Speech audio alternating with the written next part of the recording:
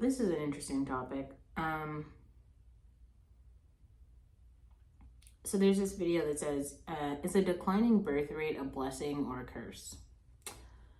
Now, so it's this thing about, I don't know if you guys know, but like Elon Musk has been pushing for people to have babies, which is strange. Like poor people having babies is not a positive thing.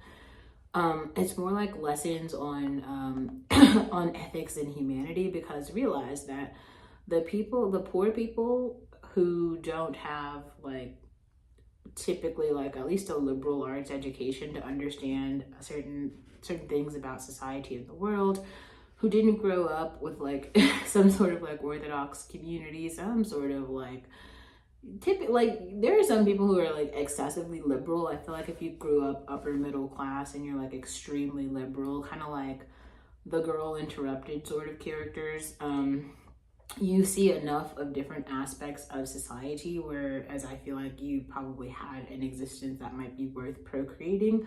But for everyone else, it's another thing why I say like it's actually super funny talking about people who have therapy, because like usually people who have therapy are already a lot more privileged than the general population. So that's a whole thing.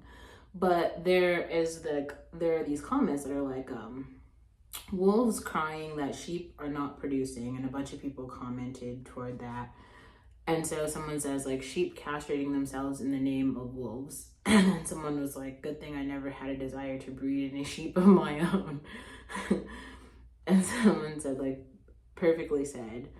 And someone else says, we need to put in place a child-free tax to make having babies more affordable than to not have. Many developed countries are facing a pension system collapse. Someone else says, the USSR and the Roman Empire did it. It had very little effect. Someone says, no one wants their children to be slaves for corporations. That's a whole other thing too. I feel like this is kind of the issue with Gen Z right now. There are some articles that I read this week I thought were really interesting. One was about, I guess it's called like Zookers or something. And they're basically like these people or they're Gen Zers who have completely opted out of the workforce. So like they're not working, they're not going to school. They're actually not doing anything. They're just like living at home with their parents. And I think you guys would be surprised that like we see so many like content creators or whatever. A lot of these people, they don't have like that many followers. They're not being like monetized or anything. They are just literally full-time creators. To an extent, this is like a really positive thing because they're unpacking all of these issues in society that we've all had like questions about before. So we kind of need things to point to, and they're giving us those things. So it's a good thing, but at the same time, like in order for society to continue, you do need corporate slaves. You also need lawbreakers. I feel like this is another reason why people are having an issue. They're trying to like almost like understand Black Americans to like, but they don't want Black Americans to move, because remember, for a very long time in this country, so many Black Americans were strictly a part of counterculture. And we have this weird thing right now where these like counterculture rappers, I guess, or musicians, they are not only promoting, but they're like promoting and they're monetizing and kind of getting pretty rich off of telling counterculture stories and promoting them, keeping them going. And so then they're actually not living lives of counterculture anymore. So the next generation of like, you know, fatherless people who are not really ingrained in mainstream society, culture, and values, those people are going to remain a part of this like counterculture weird cycle. And they're going to like fail in life, but there's a place for them. Like this is why we have prisons, right? This is why we have like all of these like, we have these like low wage jobs. Like we need people to be dishwashers. Like we need people to be like like janitors and all of these undesirable positions in society. We need people to hold those positions. If we don't birth any more people, no one's gonna do it. And that's a real thing, and it's kind of an issue.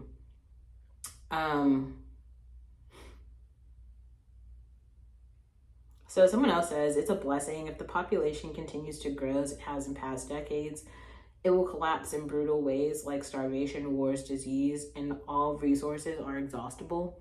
Yeah, I mean, that's a pretty good point. And then someone says mass immigration is already insanely high in the main developed countries.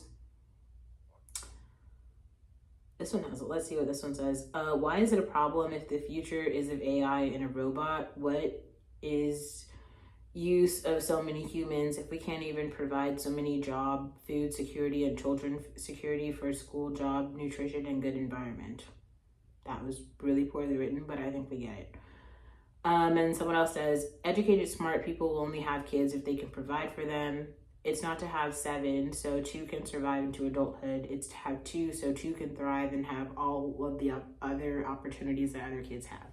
I think, yes, this is kind of like the goal of most middle class people. Like, they literally plan for a very long time to have children, and they are very able to take care of like the 1 or 2 that they have, and they go through all of the like struggles and tumultuous things that are required to ensure that those kids succeed. And sometimes that does require certain stumbling blocks, like rehab or therapy or something.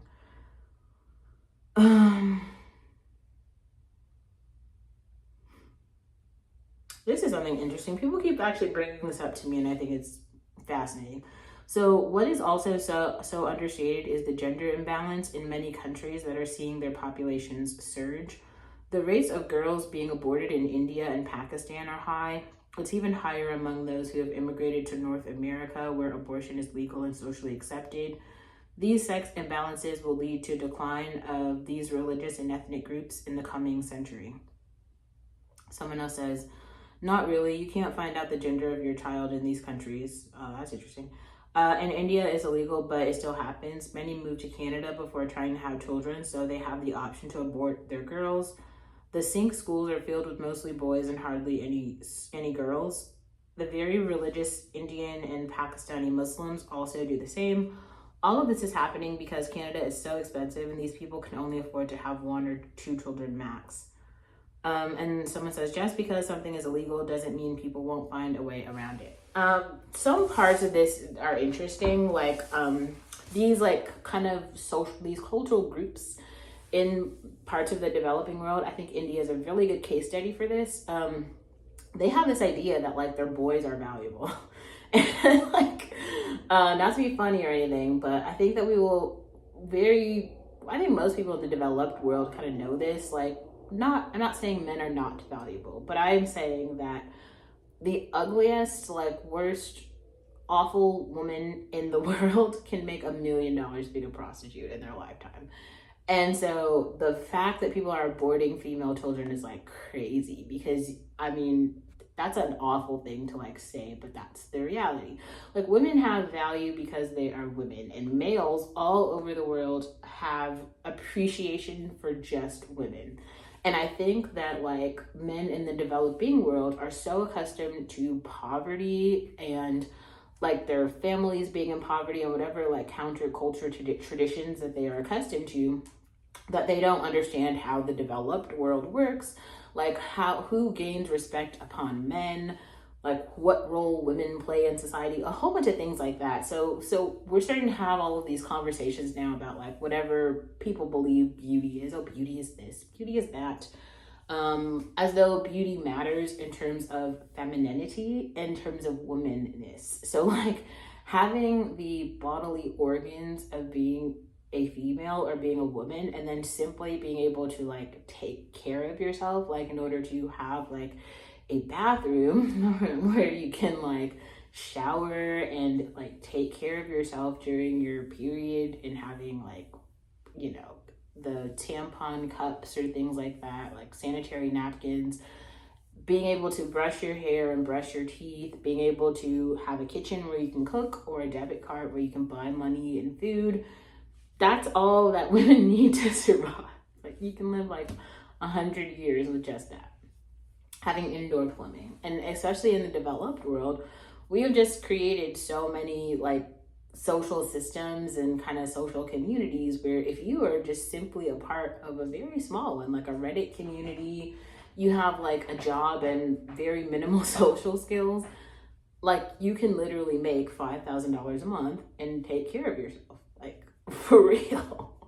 Like, sometimes it gets really boring, and obviously we have a lot of people who are like opting out of society because they're bored from fucking boredom. But if we're just talking about sheer survival, like, it's fuck, like, we need women with debit cards. That's really it. Just give a bitch a debit card. That's all you need to do. That's the only skill that she really needs to learn in life. Like, how to swipe, how to get money from a job, what direct deposit. Okay, that's like the fucking skill that you need.